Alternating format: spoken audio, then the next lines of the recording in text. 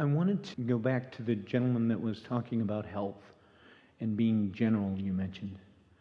And I wanted to do it in a different frame of just abundance of good health, abundance of prosperity, abundance of love, abundance of everything. And the reason I say this is it helps everyone, but I just want the clarity to understand how to go about and being general in that sort of way. Well, here's the rule of thumb. This is what we're offering. Anytime you know for sure that your frame of mind about a subject is not where you want it to be. In other words, when you know that you're more negatively oriented right now about this than positively oriented, that's really the time to be as general about it as you can. When you know that you're positive about it, that's the time to be as specific as you can, because general slows the momentum down and specific speeds the momentum up. Does that make sense? Yes. So continue with what you're reaching for. I'm reaching for the words to say, to become general about abundance in general. It doesn't need to be abundant of anything in particular, but just good health and well-being. In order to prime this pump a little bit, let's take the flip side of it. Let's think in terms of shortage consciousness.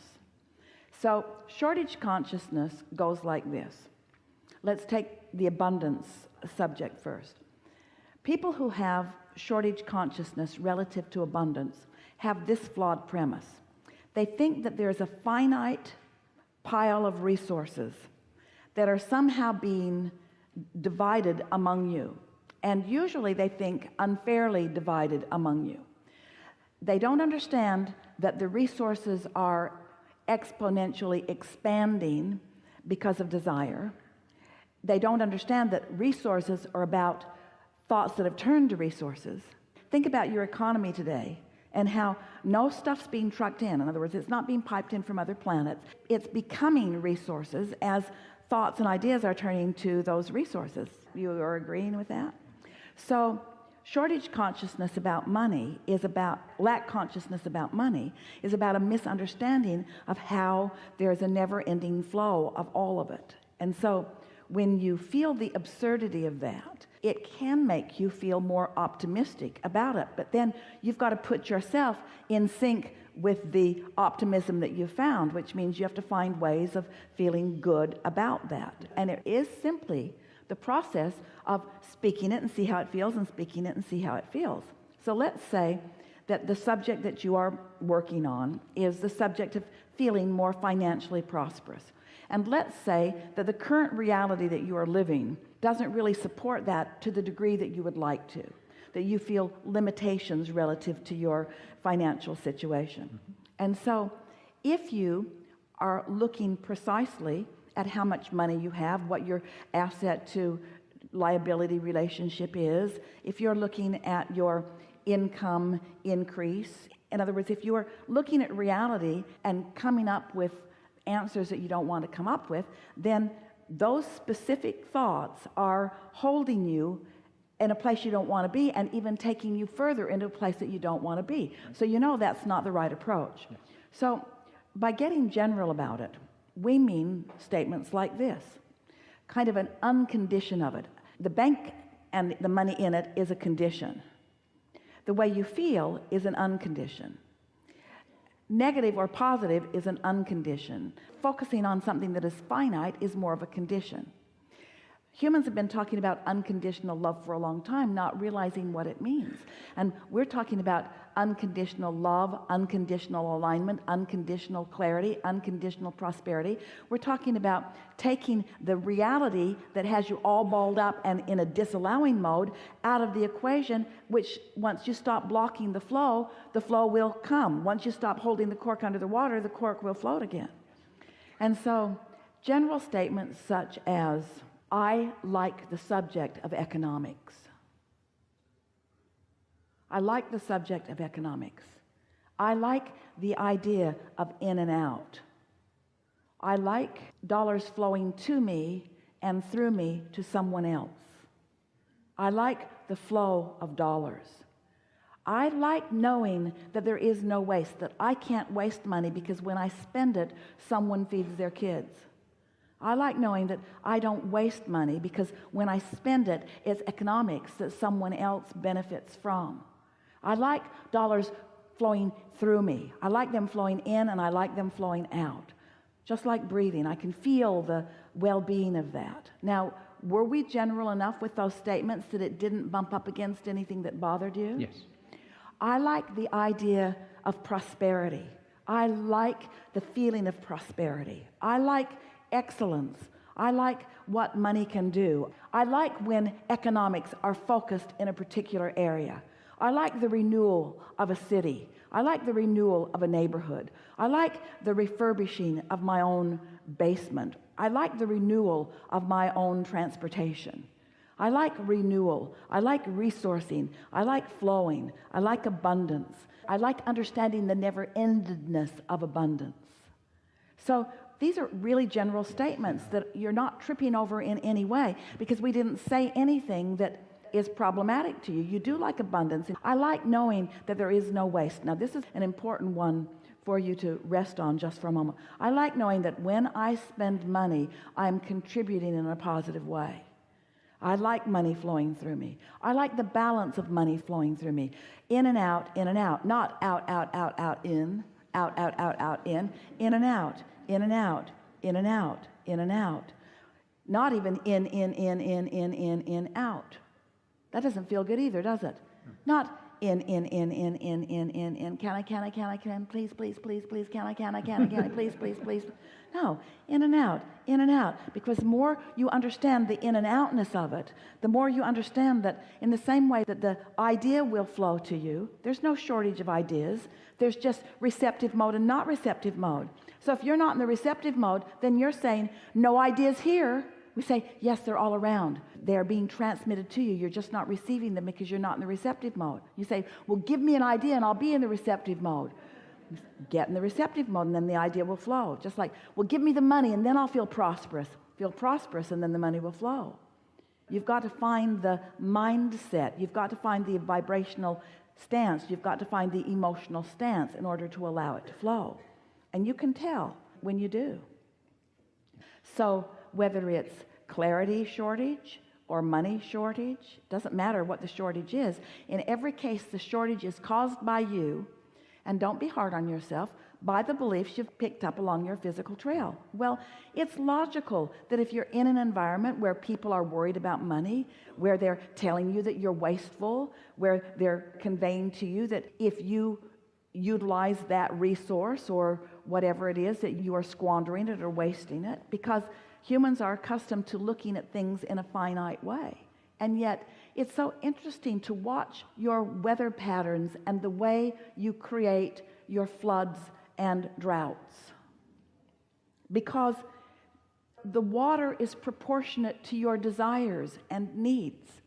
But it flows sporadically because of your blocking it off and not allowing it to. And the abundance of dollars and the abundance of clarity, the abundance of ideas are the same. It's an individual thing, much more than you know. But you don't see yourselves as individual because you are so aware as you are looking out into the population of your world of what others are doing. We're just asking you to try a little bit, to think thoughts that feel better to you when you think them, and watch what happens to the prosperity that you begin to allow into your own experience. There will always be those who have practiced shortage consciousness long enough that they are sure that you are their problem. But you are not. And as long as you let them think that you are their problem, they will not find a solution because you are not their problem. So the words that you say about abundance in all those categories will help putting a general feel on it.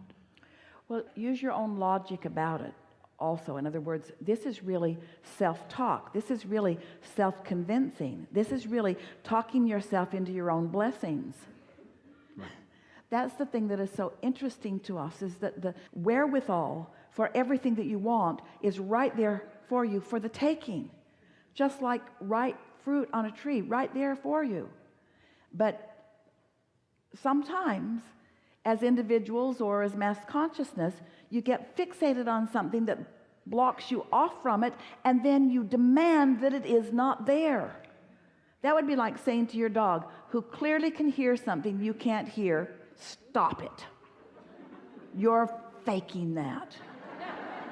I know for sure you can't hear that because I can't. So stop it.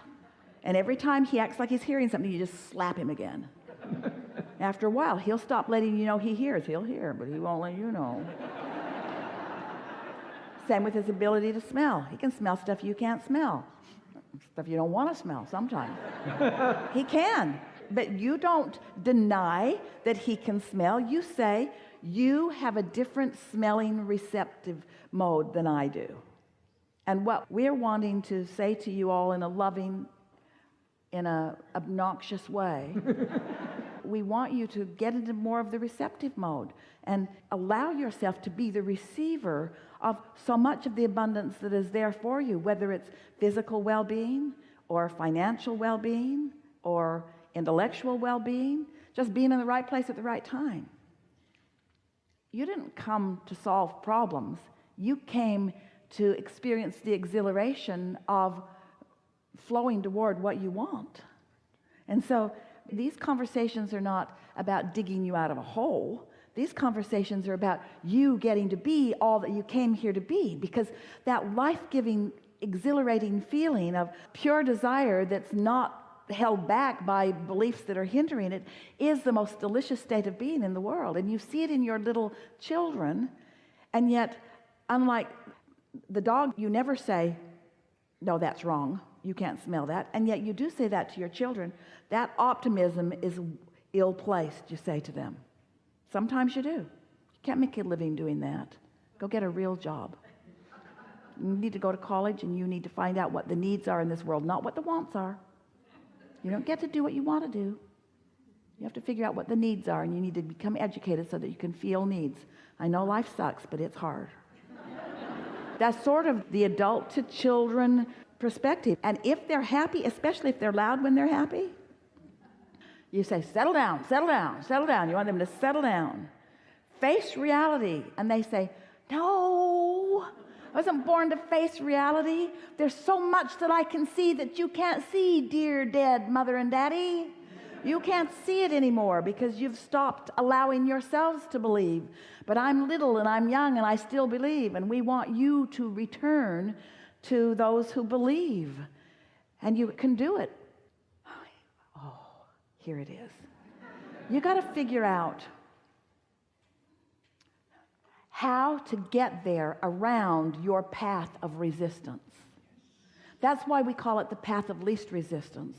It really would be better if we called it the path of most allowance, but most humans can hear the path of least resistance more. So consider this. Your inner being knows right where you are, right here, right now, on all subjects, and where you want to be, right here, right now, on all subjects, and knows how to get you from there to there, from where you are to where you want to be, knows where all the resistance pieces in your trail are, and is calling you over and around and under and through all of them, knows how to get you there. And so your inner being isn't condemning you for putting resistance on your trail. Your inner being just accepts that that's a sort of natural thing, but is still guiding you around it. The other day, Esther was looking for something. Happens from time to time because she's spread out in a lot of different places. And so she could not find it. It was a piece of paper. She sort of kind of remembered where she last saw it, and she knew which logical pile it should be in which suitcase or box it was likely in, as she had transported it from one place to another, but she could not find it, and she needed it, and she needed it now. So she decided to just forget about it, because she had worked herself into a sort of frenzy, to the point that she was saying, Esther, she was scolding herself, you could do better than this.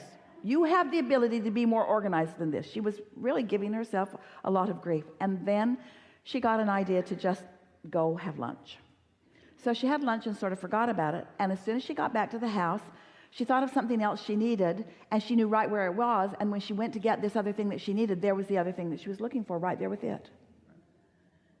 So her inner being guided her through the path of least resistance, through the path of her lesser resistance. She was not resistant about that other thing. And so her inner being could easily guide her to that. You see what we're getting at?